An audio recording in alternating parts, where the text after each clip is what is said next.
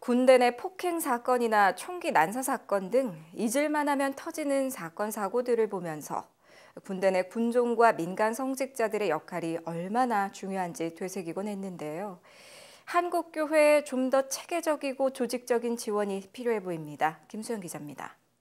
군목의 손길이 미치지 못하는 각 부대에 들어가 민간 목사의 신분으로 군인교회 담임을 맡고 장병들의 신앙생활을 돕는 민간인 성직자. 이들은 군목과 함께 우리나라 군선교의 양축을 이루고 있습니다. 현재 우리나라 군대 교회 수는 1,004개에 달합니다. 이 중 연대급 이상을 맡은 군목은 270여 명, 대대급 이하의 교회는 민간 성직자 800여 명이 담당하고 있습니다.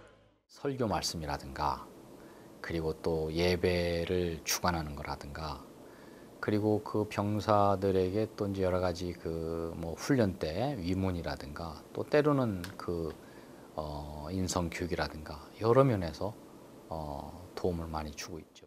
우리나라 군목 활동은 1950년 한국 전쟁 이후 시작됐습니다. 하지만 1993년 김영삼 정권이 들어서면서 종교평등을 명분으로 군종제도를 개편하고 군대 내 종교시설에 원불교까지 포함되면서 군종 목사의 수는 크게 감소했습니다. 자연스레 민간 성직자들의 비중은 더욱 커질 수밖에 없었습니다. 이런 가운데 한국기독교 군선교연합회는 2007년부터 군선교 교육원을 개강하고 민간 성직자로 파송되길 원하는 사역자들을 대상으로 교육을 진행해왔습니다.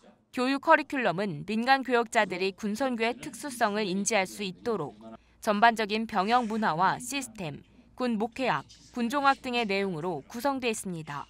특히 눈길을 끄는 것은 군 상담학입니다.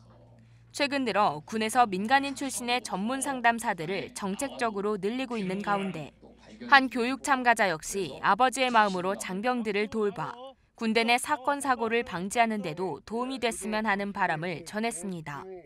목사로서 또 이제 그 연륜을 가지고 좀 아버지처럼 다가가고 그러면은 훨씬 더 아이들의 마음을 어루만져 줄 수 있고 굳이 교회를 나오지 않는 장병 중에서도 약간의 그런 어려움을 겪고 있는 장병들은 그 목사가 만나주기를 지휘관들이 요청을 해주고 있습니다. 그래서 그런 부분에 있어서 오히려 상한 심령들을 케어해주고 하지만 민간 군선교사 대부분이 자비량으로 어렵게 사역하고 있는 만큼 이에 대한 지원도 절실합니다. 미래 군선교 네트워크는 지난 3월 5년간 자비량으로 선교해오던 한 민간 목회자에게 매달 생활비 150만 원과 사역비 30만 원을 지원하는 조건으로 제1호 전담 선교사로 파송하기도 했습니다. 또 군선교사와 일반 교회 사이에 1:1 자매 결연을 맺어주고 기도와 재정 후원을 이어가겠다고 밝힌 바 있습니다. 6개월째 자비량으로 군선교를 자원해온 한 목회자는 노후된 예배당을 보수하는 일부터 사역에 투자할 금액이 턱없이 부족하지만 후원 약속이 지켜지지 않는 경우도 허다하다고 호소했습니다.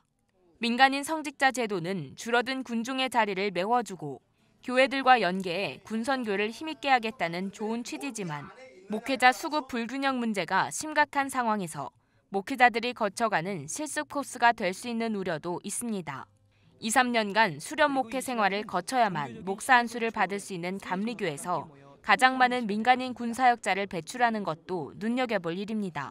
복음의 황금어장인 군선교가 더욱 활성화되기 위해선 한국교회가 민간인 군선교사를 양성하는 데 그치지 않고 각 교단별로 좀 더 체계적인 지원이 필요해 보입니다. CGN 투데이 김수연입니다.